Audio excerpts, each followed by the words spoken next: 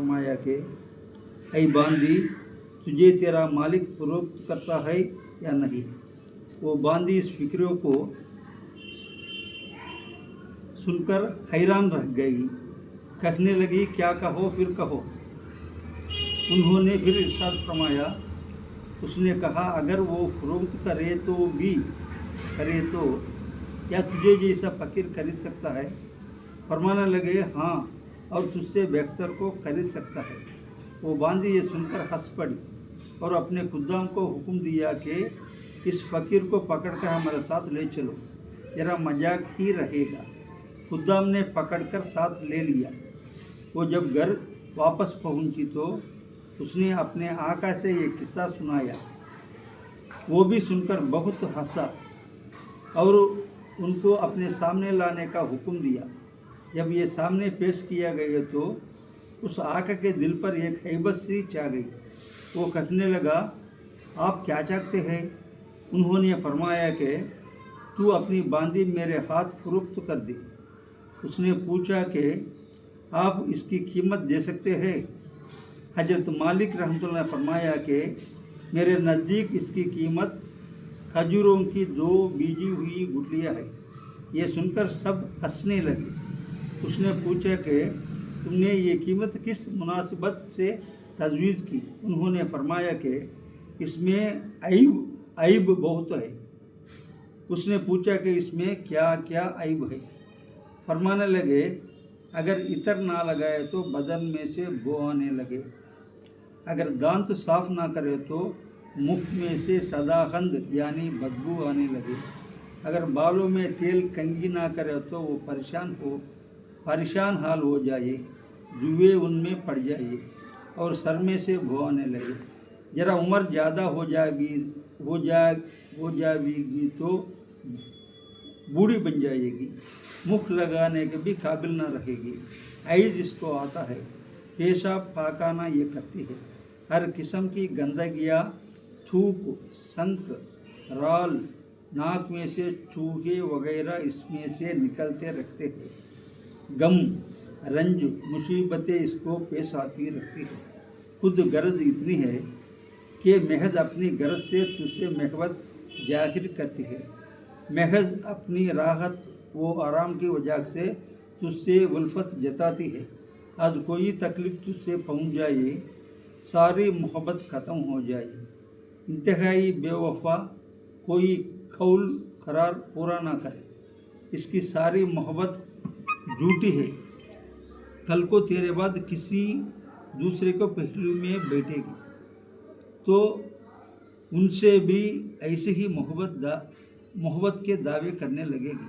मेरे पास इससे 1000 दर्जे बेहतर बांदी है जो इससे निहायत कम कीमत है।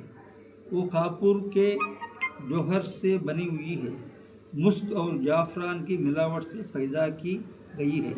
उस पर मोती और नूर लपेटा गया है।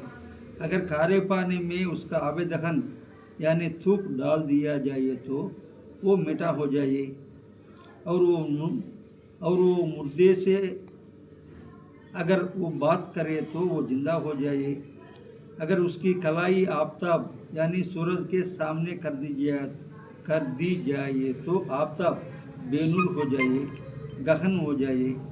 अगर वो अंधेरे में आ जाए तो सारा घर रोशन हो जाए, चमक जाए।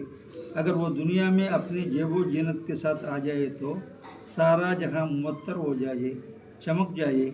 उस बांदी ने मुस्क व जाफरान की बागों में परवरिश पाई है, याकूत व मरजान की टेकनियों में खेली है।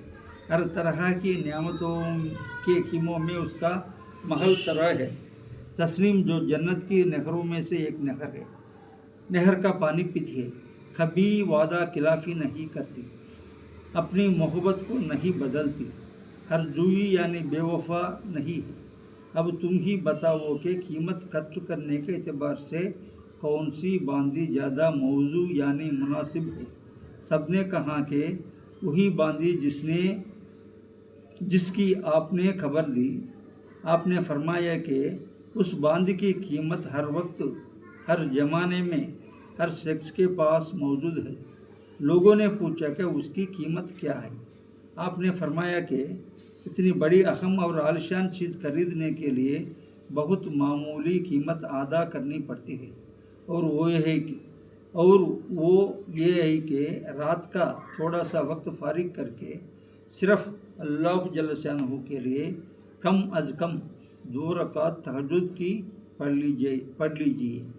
और जब तुम खाने बैठे तो किसी गरीब मोहताज को भी याद कर लो और अल्लाह जल्ल शानहू के रज़ा को अपनी ख्वाहिशात पर गालिब कर दो। रास्ते में कोई तकलीफ़ देने वाली चीज़, कांटा, ईंटा वगैरह पड़ी देखो, उसको हटा दो। दुनिया की ज़िंदगी को मामूली अखराजात के साथ पूरा कर दो और अपना फ़िक्र व गम इस धोखे के घर से हटाकर हमेशा रखने वाले घर की तरफ लगा दो। इन चीज़ों पर इत्मीनान करने से तुम दुनिया में इज्जत की ज़िंदगी गुजारोगे, आखिरत में बेफिक्र और एजाज़ व इकराम के साथ पहुँचोगे। और जन्नत जो नियामत का घर है, उसमें अल्लाह जल्ल शानहू रब्बुल इज्जत के पड़ोस हमेशा हमेशा रहोगे। उस बांदी के आका ने बांदी से खिताब करके पूछा कि तूने शेख की बात सुन ली, ये सच है या नहीं? बांदी ने कहा, बिल्कुल सच है। शेख ने बड़ी नसीहत और खैर ख्वाही और भलाई की बात बताई है। आका ने कहा कि अच्छा, तो तू अब आज़ाद है और इतना सामान तेरी नज़र है। और अपने सब गुलामों से कहा कि तुम भी सब आज़ाद हो और मेरा माल में से इतना माल तुम्हारी नज़र है और मेरा ये घर और जो कुछ माल इसमें है सब अल्लाह की राह में सदका है। और घर के दरवाजे पर एक मोटे से कपड़े का पर्दा पड़ा हुआ था, उसको उतार कर अपने बदन पर लपेट लिया और अपना सारा लिबास फ़ाकिरा उतार कर सदका कर दिया। उस बांदी ने कहा कि मेरा आका, तुम्हारे बाद मेरे लिए भी ये ज़िंदगी अब खुशगवार नहीं है। और उसने भी एक मोटा सा कपड़ा पहनकर अपना सारा जेबो जीनत का लिबास और अपना सारा मालो मता सदका करके आका के साथ ही हो ली। और मालिक बिन दिनार रहमतुल्लाह उसको दुआएं देते हुए उनसे रुखसत हो गई। और ये दोनों उस सारे ऐसो इसरत को तलाश देकर अल्लाह की इबादत में मशगूल हो गई और उसी हालत में उसका इंतकाल हो गया। गफ़रल्लाहु लना व लहुम।